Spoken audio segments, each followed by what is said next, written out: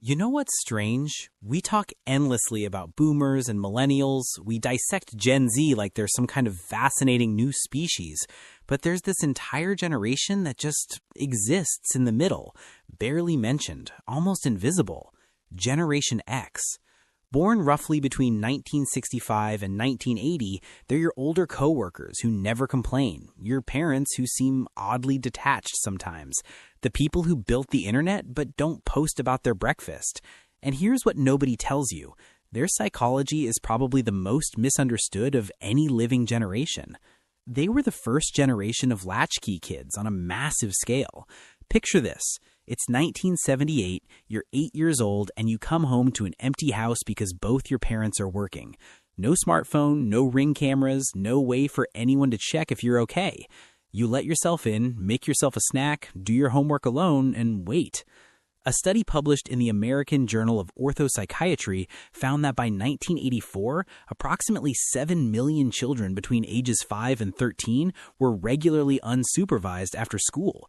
That's an entire generation learning that you can't always count on someone being there.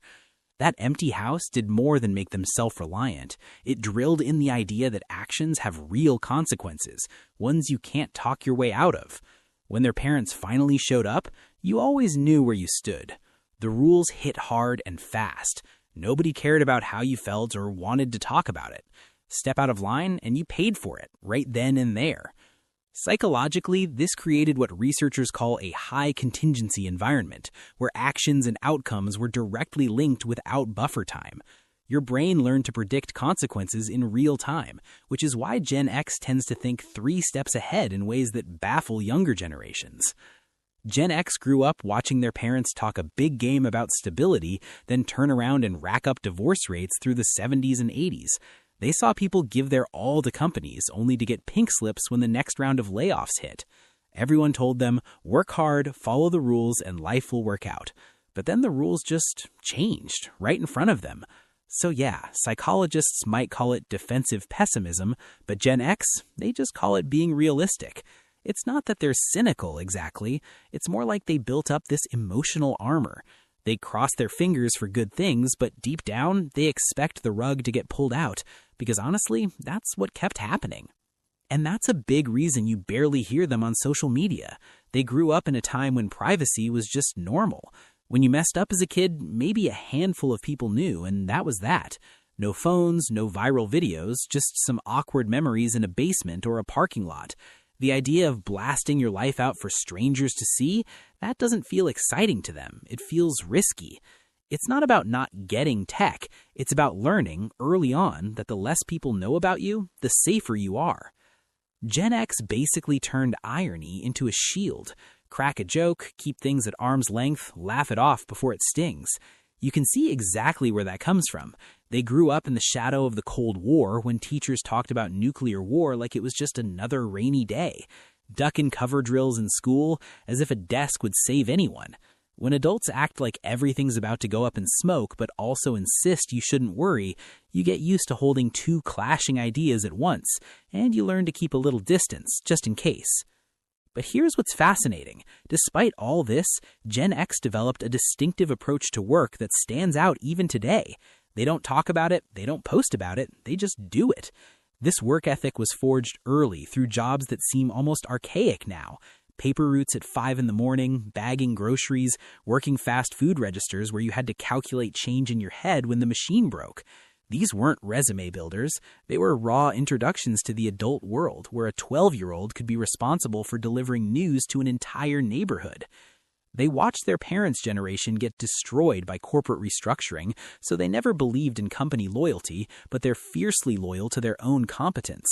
They can't control whether they'll get laid off, but they can control whether they're the most valuable person in the room when layoffs happen. There's this weird paradox at the core of Gen X psychology. They're simultaneously the most independent generation and the most quietly collaborative. They'll never ask for help, figure it out themselves, been doing that since they were 8. But if you need help, they'll show up without drama, without a social media post about it.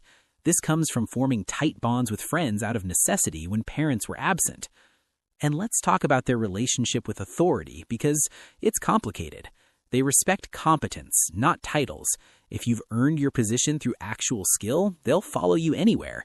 If you're just someone with a fancy job title who doesn't know what they're doing, they have zero patience. Gen X questions authority because they watched incompetent authority figures make terrible decisions their entire childhood, from Watergate to Iran-Contra to the fumbled AIDS crisis. They faced serious economic headwinds that their parents' generation hadn't experienced. The youngest Gen Xers graduated college right into the dot-com bubble burst. The oldest ones were hitting their stride when the 2008 financial crisis hit. They've been economically traumatized repeatedly, which is why they're more likely to have multiple income streams, not because they're entrepreneurial by nature, but because they've learned that nothing lasts. Gen X tends to struggle with what some researchers have identified as patterns of self-reliance that border on anxiety. They're incredibly capable at handling crisis situations, but that capability often comes from an unwillingness to depend on others. Research in the Journal of Adult Development shows that Gen Xers report lower levels of seeking social support during stressful periods, not because they don't have people they could ask, but because asking feels like admitting defeat. This self-reliance extended to how they processed information. Before the internet, knowledge had a different kind of weight. Gen X spent hours in libraries, hunting through card catalog drawers for a single book that might contain the answer they needed. Information had a physical cost. It required effort and time, and because of that, they valued what they learned differently. Cognitive psychologists describe this as deeper encoding, where information that requires effort to obtain becomes more permanently integrated into memory. They learned to fix things with their hands because that's what you did when your bike chain slipped or the TV flickered. You didn't call a technician, you flipped the bike upside down, got grease on your hands, and figured it out.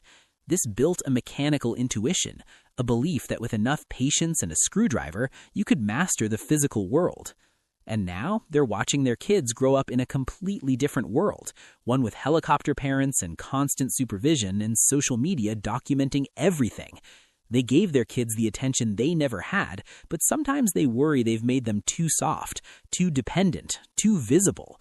Because in the Gen X worldview, being visible means being vulnerable. The truth is, Generation X might be the last generation that truly understands what it means to be alone with your thoughts, to be bored, to solve problems